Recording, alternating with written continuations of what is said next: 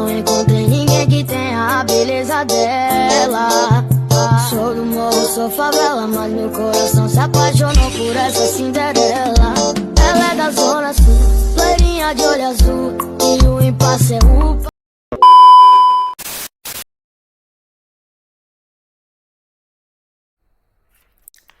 Assalamualaikum warahmatullahi wabarakatuh. Selamat siang Ibu Lestari Dara Cinta Utami Ginting SSMA yang kami hormati dan teman-teman sekalian.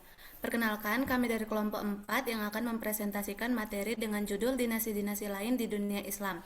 Sebelumnya, izinkan kami dari kelompok 4 memperkenalkan diri terlebih dahulu. Saya Riran Oktaviani dengan NIM 250706031 sebagai moderator dan pemateri pertama, dan teman-teman saya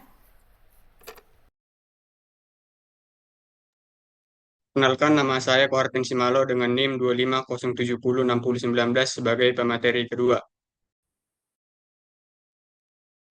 Perkenalkan, nama saya Muhammad Fazri Aldino dengan NIM 250706055 sebagai pemateri ketiga. Perkenalkan, nama saya Sanauli Simarmata dengan NIM 250706081 jadi pemateri keempat. Pada kesempatan ini, kami akan membahas beberapa dinasti penting dalam sejarah peradaban Islam yang mungkin tidak terlalu sering dibahas, namun memiliki peran besar dalam perkembangan dunia Islam. Baiklah, tanpa berlama-lama, saya sebagai pemateri pertama akan memulai penyampaian materi. Yang pertama adalah latar belakang. Perkembangan peradaban Islam tidak hanya ditentukan oleh dinasti besar seperti Umayyah dan Abbasiyah, tetapi juga oleh berbagai dinasti regional yang memiliki peran penting dalam dinamika sejarah Islam. Dinasti seperti Aglabiyah, Fatimiyah, Ayyubiyah, Murabbitun, Muwahhidun, dan Buwaihiyah muncul dalam konteks sosial, politik, dan geografis yang beragam serta memberikan kontribusi signifikan dalam bidang pemerintahan, militer, ekonomi, dan kebudayaan. Selain itu, mereka juga berperan dalam menghadapi berbagai tantangan, baik dari luar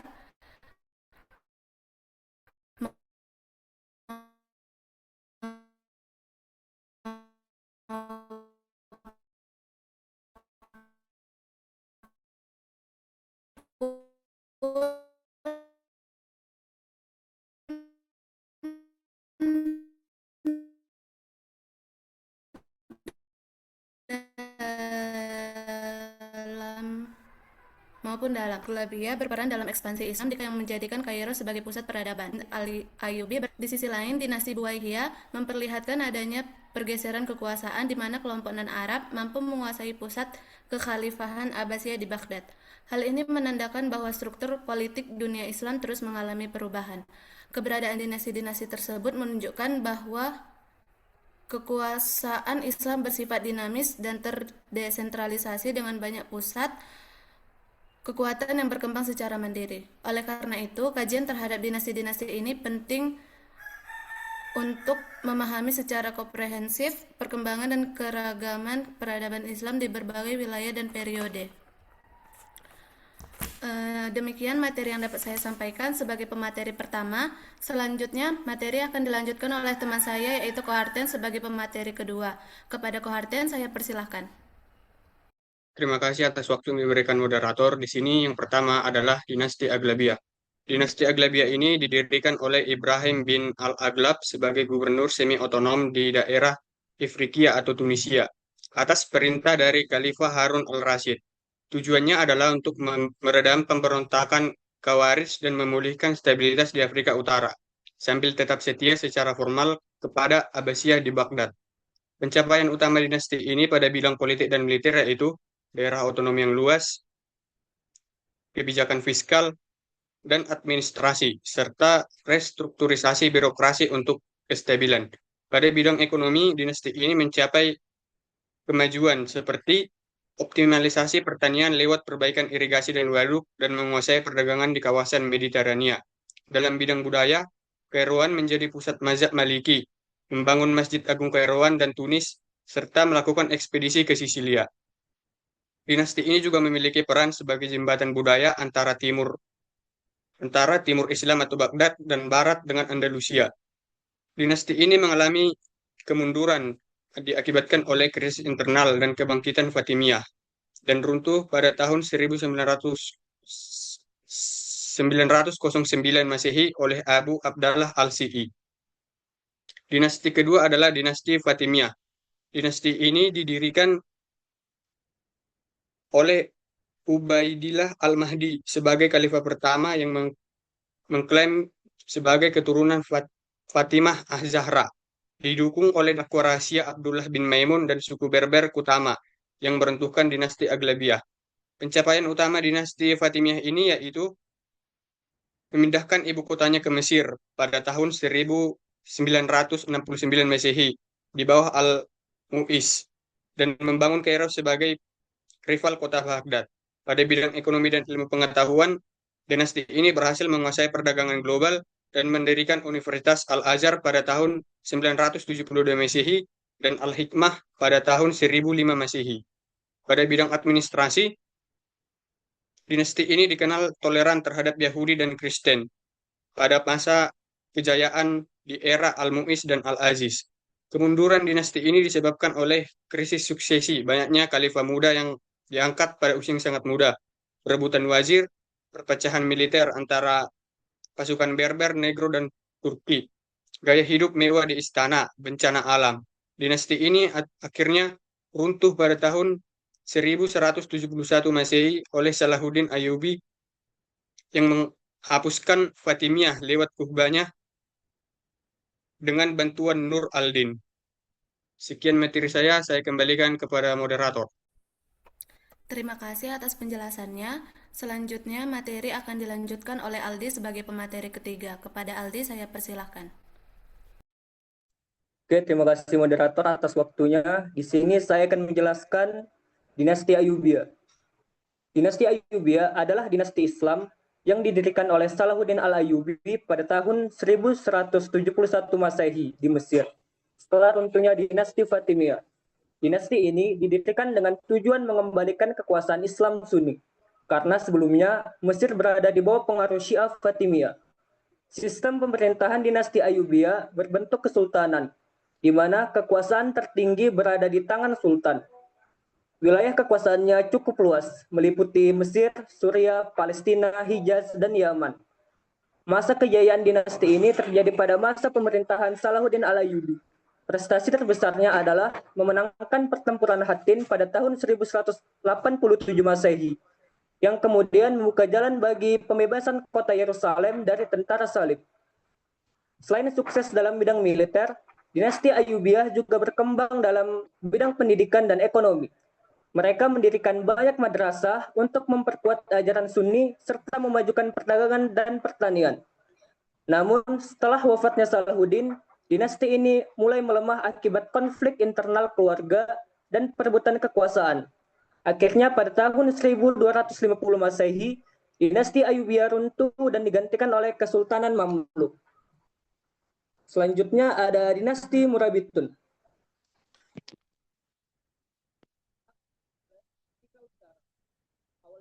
Murabitun merupakan gerakan dakwah yang dipimpin oleh Abdullah ibn Yasin dengan tujuan memutihkan ajaran Islam di kalangan suku Berber. Kemudian dinasti ini berkembang dengan kekuatan politik dan militer yang besar, terutama pada masa pemerintahan Yusuf ibn Tasbih. Sistem pemerintahannya berbentuk monarki Islam yang berlandaskan syariat Islam dan mengikuti mazhab Maliki. Pusat pemerintahannya berada di Marrakech. Pada kejayaan dinasti Murabitun terjadi ketika mereka berhasil memperluas wilayah kekuasaan hingga Afrika Utara dan Andalusia. Salah satu keberhasilan terbesarnya adalah memenangkan pertempuran Zalakoh pada tahun 1086 Masehi melawan pasukan Kristen Spanyol. Dalam bidang ekonomi, mereka menguasai perdagangan sahara sehingga perdagangan emas dan garam berkembang pesat. Mereka juga berjasa dalam penyebaran Islam di wilayah Afrika Barat. Selain itu, mereka meninggalkan warisan arsitektur berupa pembangunan kota Marrakech serta masjid dan benteng bergaya khas Afrika Utara. Namun dinasti ini mengalami kemunduran karena kebijakan pemerintah yang keras sehingga menimbulkan ketidakpuasan rakyat. Akhirnya pada tahun 1147 Masehi, dinasti Murabitun runtuh setelah kalahan oleh dinasti Muwahhidin. Sekian dari saya kembalikan ke moderator.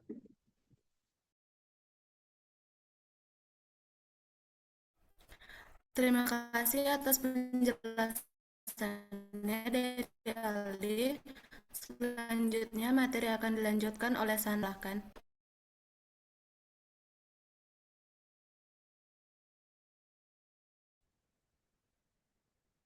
Next slide. Oke.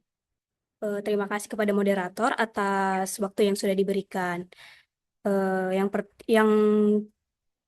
materi selanjutnya yaitu dinasti Muwahhidun. Dinasti Muwahhidun muncul sebagai sebuah gerakan reformasi keagamaan yang kemudian berkembang menjadi kekuatan politik besar di dunia Islam. Gerakan ini dipelopori oleh Ibnu Tumart yang mengkritik praktik keagamaan dinasti Murabitun dan menekankan konsep tauhid yang murni serta menolak segala bentuk penyimpangan dalam ajaran Islam. Dalam sistem pemerintahan dinasti Muwahhidun bersifat teokratis dan terpusat, di mana khalifah memiliki otoritas penuh dalam pengembangan politik maupun agama, sehingga tidak terdapat dualisme kekuasaan. Selanjutnya itu adalah kontribusi dinasti Muwahhidun sangat luas dan memberikan dampak besar dalam sejarah Islam. Dalam bidang politik, mereka berhasil menyatukan Afrika Utara dan Andalusia dalam suatu kekuasaan yang kuat dan stabil. Dalam bidang militer, mereka menjadi benteng utama dalam menghadapi ekspansi kerajaan-kerajaan Kristen di semenanjung Iberia, sehingga berperan penting dalam mempertahankan wilayah Islam di Eropa. Sementara itu, dalam bidang kebudayaan, dinasti Muwahhidun mencapai puncak kejayaan intelektual dengan lahirnya tokoh-tokoh besar seperti Ibnu Rushd dan memberikan kontribusi penting dalam bidang filsafat dan pengetahuan. Namun demikian, kemunduran dinasti Muwahhidun disebabkan oleh berbagai faktor, baik internal maupun eksternal. Secara internal, konflik dalam keluarga penguasa serta melemahnya kontrol pusat menjadi permasalahan utama, terutama karena luasnya wilayah kekuasaannya yang sulit dikelola secara efektif. Kondisi ini memicu munculnya berbagai pemberontakan dari berbagai daerah-daerah. Sementara itu, dari sisi eksternal, tekanan dari kerajaan-kerajaan Kristen semakin meningkat dan mencapai puncaknya dalam Perang Las Navas de Tolosa yang berakhir dengan kekalahan besar bagi dinasti Muwahhidun. Kekalahan ini menjadi titik balik yang secara dramatis melemahkan kekuatan militer mereka. Akibatnya, wilayah kekuasaan mulai terpecah dan munculnya dinasti-dinasti kecil yang menggantikan peran mereka dalam jangka panjang. Ketidakmampuan untuk mempertahankan stabilitas politik dan militer akhirnya menyebabkan runtuhnya dinasti Muwahhidun. Next slide.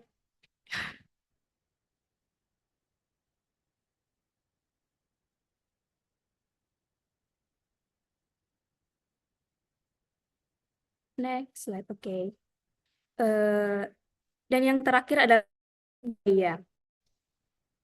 Kemunculan dinasti Buaya pada abad ke-10 Masehi tidak dapat dilepaskan dari proses disintegrasi politik yang melanda kekhalifan Abbasiyah pada abad ke-9 Masehi. Pada abad tersebut, Khalifah Abbasiyah mulai kehilangan kendali langsung atas wilayah-wilayah kekuasaannya akibat berbagai faktor struktural seperti meningkatnya dominasi militer non-Arab, krisis keuangan negara, serta konflik elit di lingkungan istana.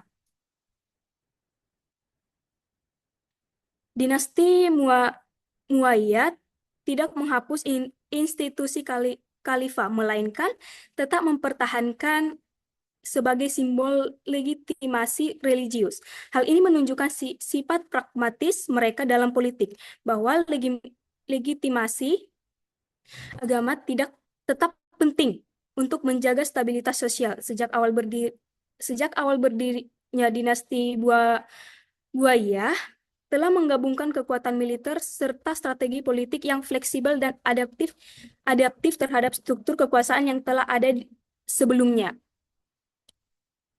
Struktur kekuasaan di dinasti Buaya tidak bersifat hierarkis tunggal, melainkan terbagi di antara anggota keluarga yang asing menguasai wilayah seperti Banghat, Fars, dan Rafi dengan tingkat otonomi yang tinggi.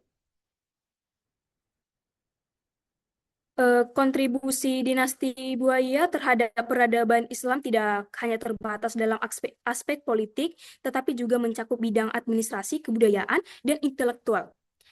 Dalam bidang politik, mereka berhasil mempertahankan keberlangsungan kekhalifahan Abbasiyah sebagai simbol persatuan umat Islam, meskipun kekuasaan nyata berada di tangan para amir. Dalam bidang administrasi, mereka mengadopsi dan mengembangkan sistem birokrasi Persia yang lebih berstruktur.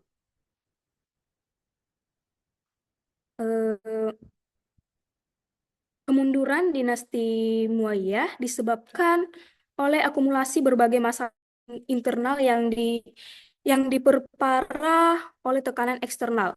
Secara internal, konflik antar anggota keluarga menjadi faktor utama yang melemahkan stabilitas politik, terutama karena tidak adanya sistem suksesi yang jelas. Selain itu, ketergantungan pada tentara bayaran menyebabkan lemahnya loyalitas militer, sehingga pasukan sering terlibat dalam konflik internal. Dalam bidang ekonomi, ketidakstabilan politik berdampak pada menurunnya produksi dan terganggunya aktivitas perdagangan.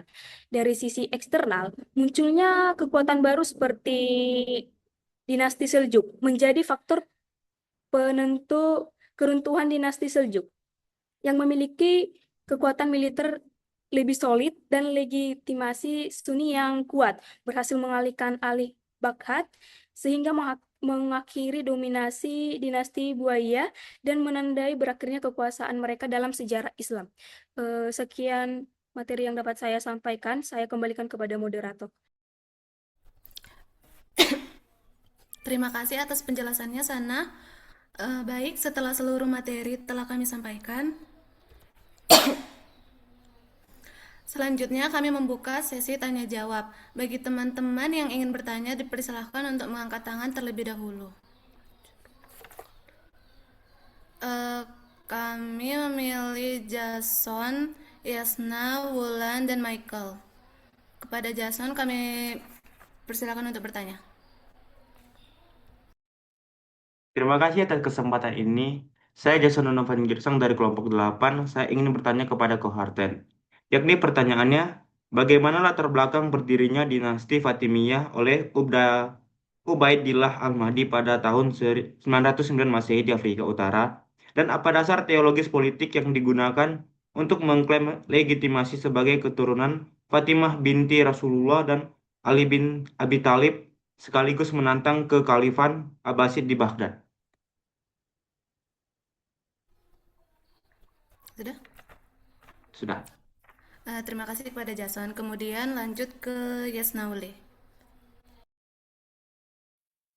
Oke, baik. Terima kasih moderator atas kesempatannya. Nah, yang menjadi pertanyaan saya itu adalah, apakah kemenangan dari pertempuran Hattin memiliki dampak jangka panjang terhadap kekuatan dinasti Ayyubiyah? Pertanyaan ini akan saya tujukan kepada Sana. Terima kasih. Terima kasih Yasna. Selanjutnya kepada Wulan kami persilahkan. Baik, terima kasih kepada Ririn atas waktu dan tempatnya. Di sini saya akan bertanya kepada Muhammad Fajri Albino. Tadi kan di materi kalian ada membahas dinasti Fatimiyah. Nah, di dinasti Fatimiyah itu kan kalian menyebut ada kemajuan ilmu dengan munculnya Al-Azhar sebagai salah satu bentuk kemajuan intelektual. Jadi, apakah kemajuan intelektual ini berdampak langsung pada stabilitas politik? Karena kan nyatanya dinasti ini juga akhirnya runtuh walaupun adanya kemajuan intelektual. Mungkin itu saja pertanyaan dari saya. Terima kasih. Terima kasih Wulan. Lanjut kepada Michael. Baik, terima kasih moderator. Pertanyaan saya, apakah ada warisan yang diwariskan oleh dinasti Aglabiyah? Kalau ada, apa saja warisan yang diwariskan? Terima kasih. Pertanyaan untuk Ririn. Terima kasih. Terima kasih atas pertanyaannya. Saya alihkan terlebih dahulu kepada Ibu Lestari Dara Cinta Utami Ginting. Kami persilakan Ibu.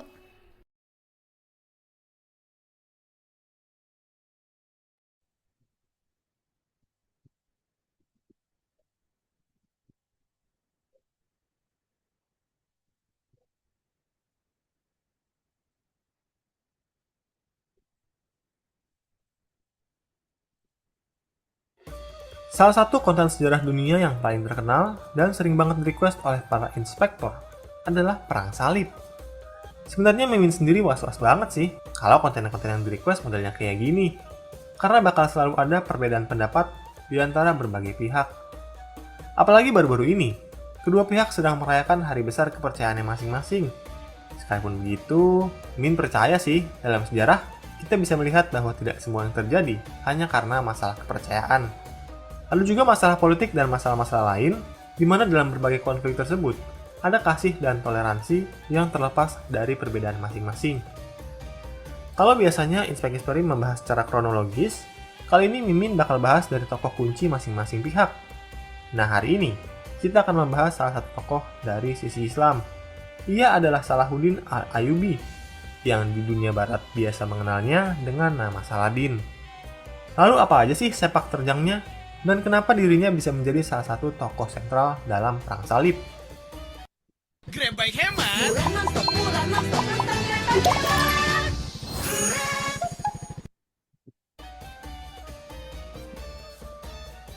Nama Saladin mulai dikenal luas dalam Perang Salib ketiga. Kala itu, pasukan Islam yang dipimpin olehnya berhasil merebut kembali kota Yerusalem. Saladin lahir pada 1138 di kota Tikrit, Irak, dengan nama asli Yusuf bin Najmuddin Al-Ayyubi. Setelah lahir, keluarganya memutuskan pindah ke kota Mosul. Di situ, keluarga ini diberikan perlindungan dari penguasa setempat, Imad ad-Din Zengi. Saladin muda tumbuh di tengah-tengah pendidikan ilmu pengetahuan seperti filsafat, sains, matematika, dan agama. Ia tumbuh dewasa di Damaskus, Suriah, untuk menerima semua pelajaran ilmu tersebut. Selain itu, Saladin juga memahami sejarah, budaya, serta warisan dari bangsa Arab. Saat penguasa Mosul, Imad ad-Din Zengi meninggal, kedudukannya digantikan oleh sang putra yang bernama Nuruddin. Di masa kepemimpinan Nuruddin, paman Saladin, Asad al-Din Shirkuh, menjabat sebagai komandan pasukan dari dinasti Zengid. Saladin memulai karir militernya dengan menjadi pembantu bagi sang paman. Debut pertamanya adalah saat Nuruddin mengirim Shirkuh bertempur melawan musuhnya, yaitu Dirgham. Dalam pertempuran ini, peran Saladin memang tidak terlalu mencolok, namun di tahun 1164, dinasti Zengid mengobarkan perang melawan tentara Salib yang menyerang dan merebut kota Biblis. Dalam perang, Saladin memimpin dua bagian dari pasukan Shirkuh. Jabatan Saladin kala itu sudah menjadi jenderal muda. Perannya dalam perang bisa dikatakan cukup krusial. Ia berhasil mengalahkan Hicks dari Kaisarea yang merupakan pemimpin pasukan musuh. Tak lama, Syawar yang adalah seorang wasir dari dinasti Zengid meninggal dunia. Tak terlalu lama berselang, Shirkuh juga menghembuskan nafas terakhir. Sultan Nuruddin pun kebingungan mencari pengganti orang kepercayaannya. Dan dalam posisi yang sedang kebingungan, akhirnya Nuruddin memilih seorang untuk menjabat sebagai wasirnya. Kendati Saladin tak menjadi pilihan, namun Khalifah Fatimiyah Al-Adid memilih Saladin untuk menjadi wazirnya. Keputusan Khilafah Al-Adid ini sedikit tidak biasa. Al-Adid adalah penganut Syiah, sedangkan Saladin merupakan penganut Sunni. Tahun 1170, Saladin yang menjabat sebagai wasir kala itu mengkonsolidasikan kekuasaannya atas sebagian besar wilayah Mesir. Konsolidasi ini mendapat dukungan dari Nuruddin dan Khalifah dinasti Abbasiyah, Al-Mustanjid. Salah satu pertempuran utama yang dilakukan oleh Salahuddin adalah saat melancarkan perang melawan Raja Yerusalem, yaitu Amalrik. Pertempuran ini adalah upaya Saladin untuk merebut kota Darum dan Gaza.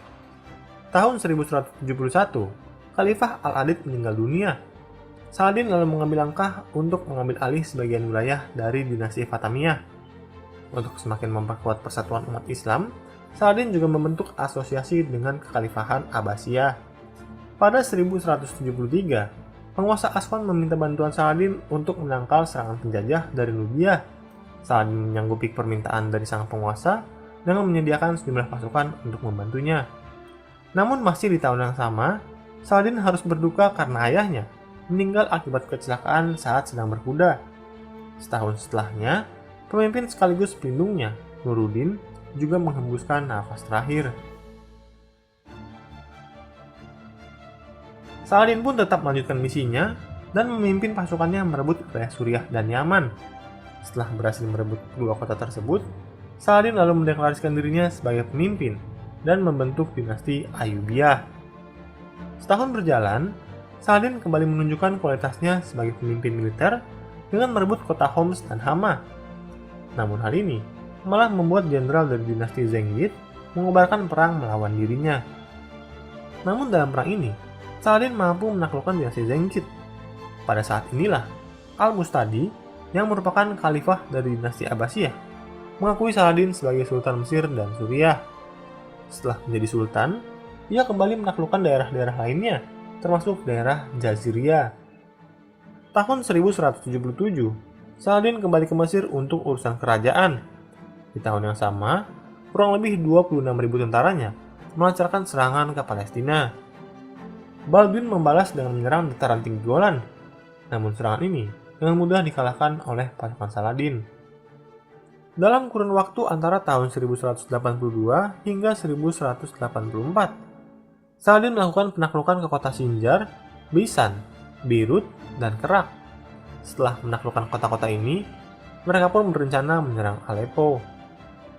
Saladin bersama pasukannya lalu menuju kota Aleppo untuk merebut kota tersebut. Dengan jatuhnya kota ini, kekuasaan Saladin atas Suriah menjadi semakin kuat. Ia juga melancarkan serangan ke kota Mosul, di mana dinasti Zengid masih berkuasa. Namun kuatnya pasukan dinasti Zengid membuat kota Mosul sulit ditaklukkan. Hingga 1186, upaya penaklukan kota Mosul harus dihentikan karena Saladin mengalami sakit. Saat itu, ia melakukan perjanjian damai dan disepakati oleh kedua pihak, baik dinasti Ayyubiyah maupun dinasti Zengid. Dengan begitu, maka kekuatan pasukan Muslim akhirnya dapat disatukan. Sebelum menjalankan misi utamanya, yaitu merebut kembali Yerusalem dari tangan pasukan salib, Saladin menaklukkan berbagai kota lain seperti Jebail, Acre, Nazaret, Seporis, Tabor, Sebaste, Nablus, Haifa, dan Asruf. Tahun 1187, Saladin akhirnya bertempur dengan pasukan salib di pertempuran Hattin. Saladin pun berhasil memenangkan pertempuran ini. Pasukan salib kala itu dipimpin oleh Raja Guidelusignan.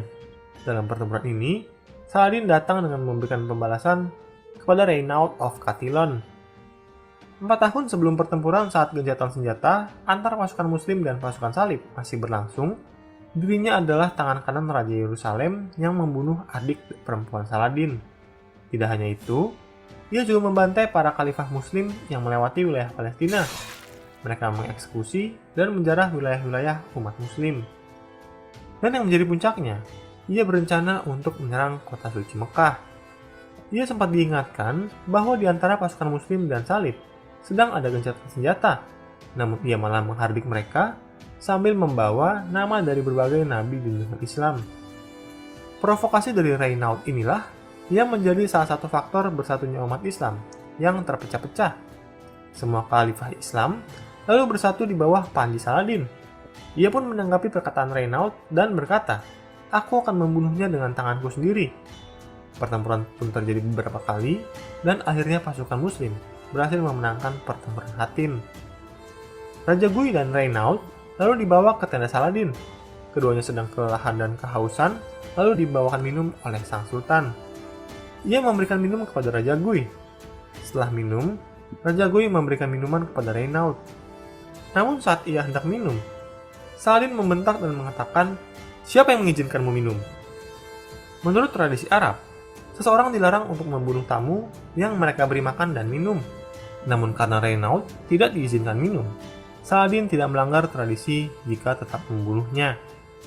Saladin pun menghunuskan pedang dan memenggal Reinaud di depan rajanya sendiri. Salahuddin pun berkata, "Seorang raja tidak akan membunuh raja. Mengapa kamu tidak seperti Raja Agung dan mempelajari keteladanannya?" Raja Agung yang dimaksud adalah Raja Baldwin keempat.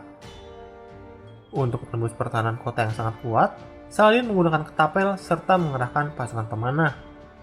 Kerajaan Yerusalem yang terkepung mencoba meminta bantuan dari para sekutunya, namun tak ada tanggapan yang datang. Akhirnya, kesatria Kenisah Balian dari Ibelin mendatangi Saladin untuk berunding. perundingan menemui jalan buntu, di mana ia mengancam membumi hanguskan Yerusalem, sehingga Saladin juga tidak akan mendapat apa-apa dari kota tersebut. Saladin tidak mau mengambil risiko kehilangan kota yang sudah lama diimpikannya, sehingga 2 Oktober 1187, para penduduk Kristen di Yerusalem menembus dirinya. 10 dinar untuk laki-laki, 5 dinar untuk perempuan, dan 1 dinar untuk anak-anak dalam waktu pembayaran 40 hari. Oh ya, buat masalah ini, harus kita pahami bahwa untuk standar di zaman tersebut, keputusan seperti ini masih bisa dibilang cukup manusiawi. Umumnya, ketika kota yang diserang memutuskan melawan penyerangnya, dan kota yang dikepung itu tidak mendapat bantuan, nasib penduduk kota itu hanya tinggal dibantai atau dijarah saja. Mereka yang tidak mampu membayar akan dijadikan budak. Kuda-kuda dan perlengkapan perang pun harus diserahkan. Anak-anak yang datang kepada Saladin diberikan jubah, makanan, dan sesekali dipangku oleh dirinya. Para istri dan anak-anak yang suaminya gugur dalam perang juga diberikan bantuan. Saladin pun berhasil merebut kota Yerusalem serta menyatukan kekuatan Islam. Mendengar kota Yerusalem telah jatuh ke tangan Saladin, Eropa pun langsung geger. Paus Gregory VIII langsung mengumumkan perang salib dan berusaha untuk menghimpun pasukannya. Kali ini, kekuatannya tidak main-main. Bahkan dalam sejarah, perang ini sering disebut sebagai perang salib para raja. 3 penguasa ini adalah Richard pertama, Philip II Augustus, dan Frederick Barbarossa yang membawa pasukan terbesar. Ketiga penguasa ini bisa dibilang adalah penguasa terhebat Eropa saat itu. Selain mereka, juga masih ada penguasa-penguasa kecil yang juga menghimpun kekuatan. Masalahnya, kondisi politik sudah banyak berubah dari perang salib sebelumnya. Perubahan yang paling terlihat adalah identitas penguasa Kekaisaran Romawi Timur, yaitu Kaisar Ishak II Angelus. Khawatir melihat besarnya pasukan Kekaisaran Romawi Suci yang melintasi wilayahnya, diam-diam Ishak bersekutu dengan Saladin untuk menghambat pasukan Jerman. Demikian kesalnya, Kaisar Jerman menghadapi masalah ini. Ia sampai memerintahkan pasukannya menyerang wilayah Romawi Timur, yaitu kota Adrianople. Ia baru bersedia mengembalikan kota tersebut setelah Kaisar Romawi Timur, Ishak II, setuju menyeberangkan pasukannya ke Asia Minor. Setelah menyeberang, pasukan Romawi Suci berkali-kali berperang dengan Turki, yang berhasil dikalahkannya dengan mudah. Berbagai kabar kemenangan ini malah mengkhawatirkan Saladin. Namun uniknya, tiba-tiba Frederick Barbarossa kecelakaan dan hanyut di dekat Sungai Salep. Kematian yang aneh dan tiba-tiba ini menjatuhkan moral pasukan Jerman. Hanya sepertiga dari pasukannya yang melanjutkan misinya di bawah kepemimpinan sang anak, yaitu Frederick VI. Sedangkan sisanya lebih memilih pulang karena misinya sudah tidak direstui Tuhan. Pada tahun 1189, melakukan penyerangan untuk merebut kembali Yerusalem dari tangan Muslim. Ia mendarat di kota pelabuhan Acre tahun 1191. Dari sana, pasukan Richard memulai misinya melawan dinasti Ayubiyah, dan keduanya akan berhadapan di pertempuran Arsuf. Untuk menguasai Yerusalem, Richard menyusun strategi. Ia berusaha menguasai kota pelabuhan Jaffa untuk dijadikan basis perbekalan menyerang Yerusalem. Dalam perjalanannya, ia memerintahkan pasukannya untuk berjalan di dekat sumber air dan garis pantai, supaya armada laut bisa mendukung pergerakan pasukannya, serta mengevakuasi korban luka-luka. Menyadari hal ini, pasukan berkuda Saladin berkali-kali menyerang dengan panah dan tombaknya. Pasukan Richard yang maju dengan formasi baju zirah dan tamengnya membuat pasukan Saladin kesulitan menembusnya. Pasukan Richard maju dengan formasi rapa, baju zirah, dan tamengnya yang jauh lebih tebal. Sedangkan pasukan Saladin yang mendekat bisa ditusuk dengan tombak dan dipanah dengan crossbow. Hal ini jauh lebih fatal bagi mereka karena rata-rata baju zirah pasukan Saladin jauh lebih tipis dibandingkan lawannya. Walaupun begitu, mengapa Saladin tetap bisa menang? Singkatnya, akibat 2 faktor utama, yaitu kabar buruk dari Eropa yang bikin Richard khawatir dengan wilayah miliknya. Selain itu, kondisi diperburuk oleh cuaca seperti hujan lebat dan badai, serta musim dingin yang semakin mendekat. Pada saat itu, kondisi pasukan Saladin memang sedang buruk-buruknya. Sungguh suatu keajaiban bagi pihak Saladin. 4 Maret 1193, Saladin meninggal dunia. Menurut Stephen Gluckman, profesor ilmu kedokteran dari Perelman School of Medicine di University of Pennsylvania, dia meninggal karena penyakit tifus. Jasadnya pun dimakamkan di luar Masjid Umayyah. Selama hidupnya, ia dikenal sebagai pribadi yang murah hati, seperti membagi-bagikan hartanya kepada orang miskin. Lalu, meskipun Saladin dan Richard saling bermusuhan, namun mereka menghormati satu sama lain. Richard bahkan sempat memuji Saladin sebagai pemimpin terbesar dan terkuat di dunia Islam. Keduanya bahkan menjalin persahabatan, di mana Saladin pernah memberi Richard sebuah kuda saat ia lelah dalam pertempuran. Richard juga pernah membunuh seorang yang merencanakan pengkhianatan kepada Saladin. Ia mengirim kepala pengkhianat itu dengan sepucuk surat yang bertuliskan, "Aku tidak ingin orang ini mengacaukan permainan kecil kita."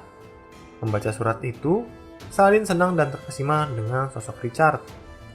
Richard juga sempat menunda pertempuran saat ia mengetahui bahwa pedang Saladin kala itu sedang tumpul-tumpulnya.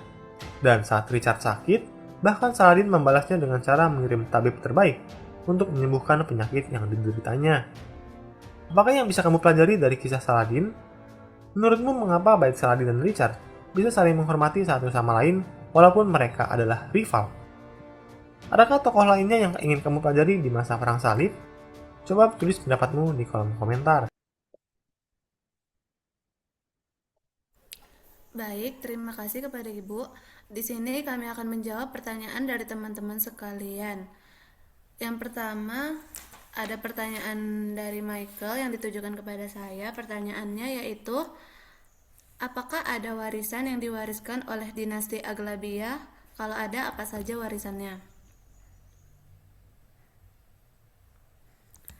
Dinasti Aghlabiyah memiliki beberapa warisan penting yang masih bisa dilihat pengaruhnya hingga sekarang, terutama dalam bidang arsitektur, infrastruktur, dan peradaban Islam. Salah satu peninggalan terbesar adalah Masjid Agung Kairouan.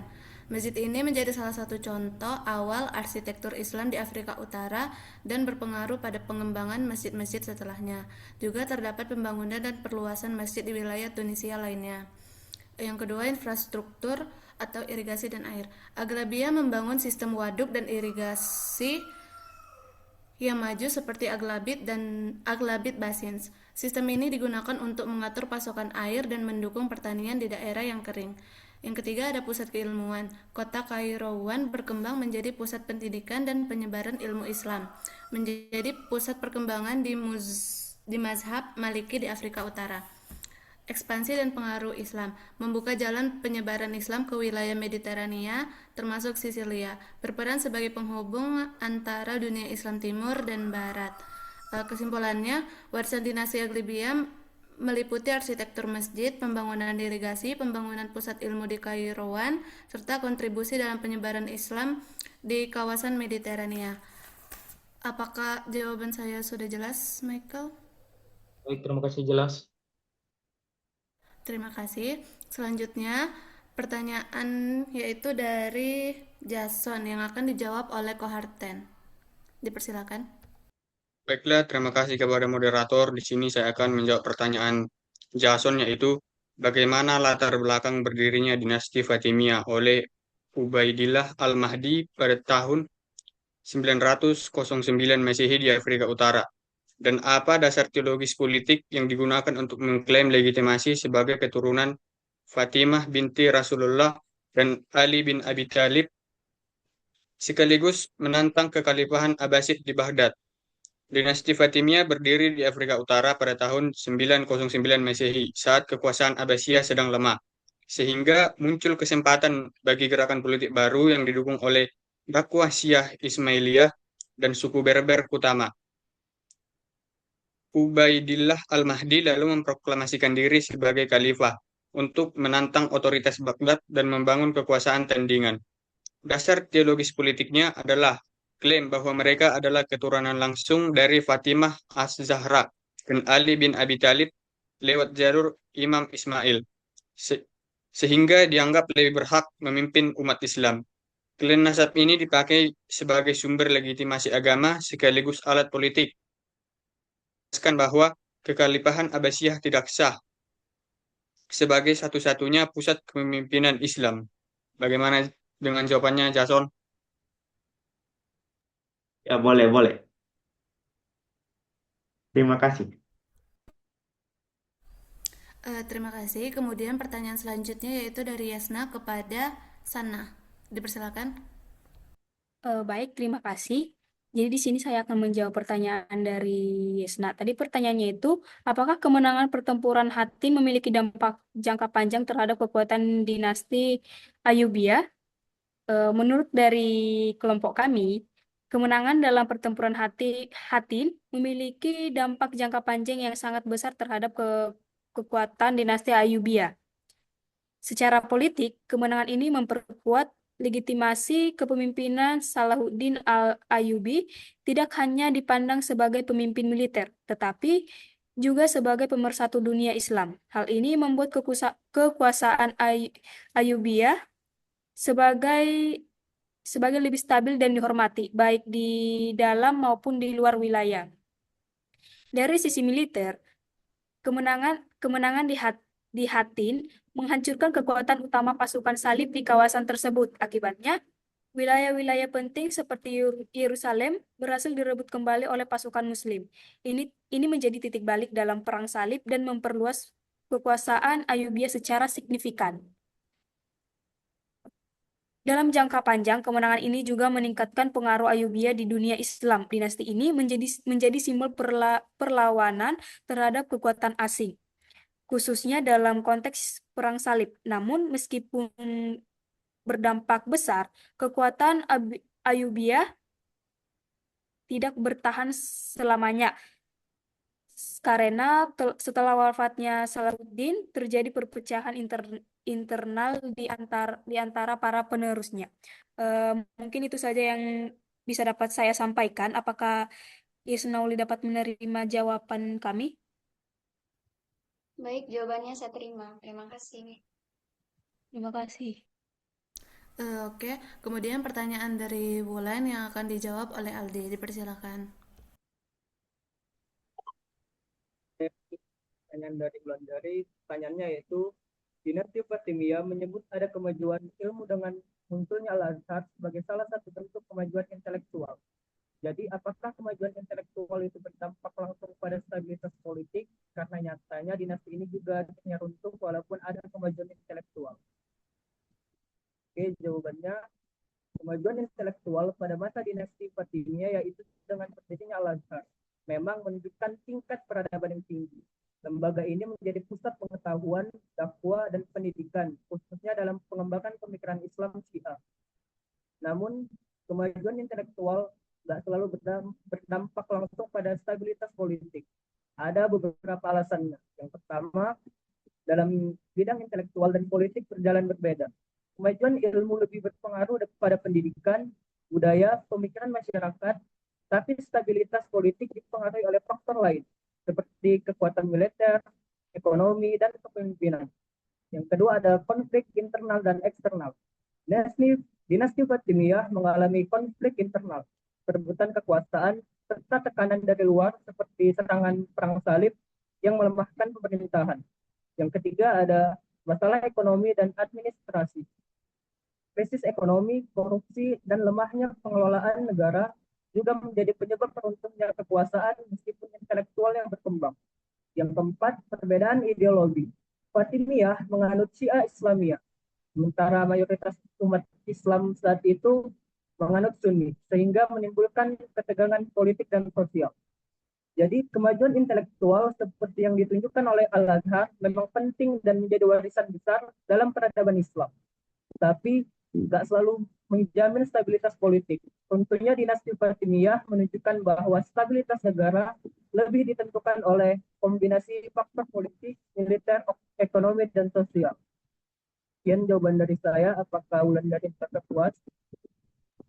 Oke, baik. Terima kasih kepada Ali atas jawabannya.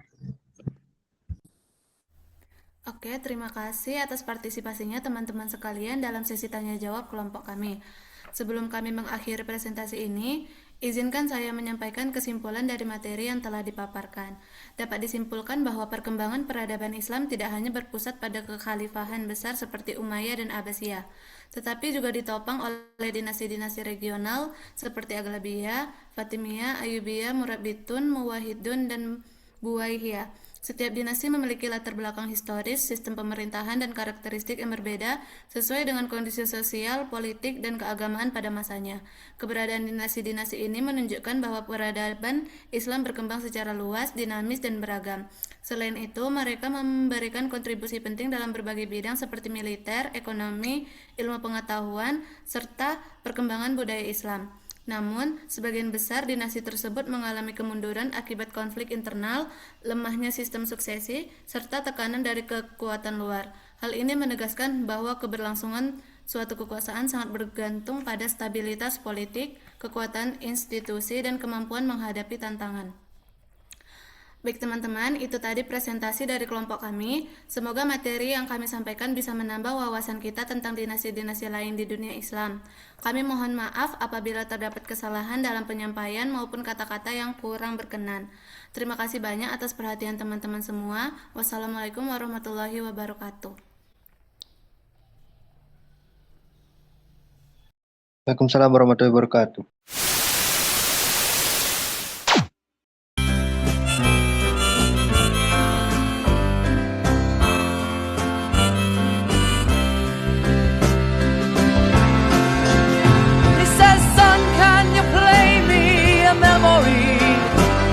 I'm not really sure how it goes.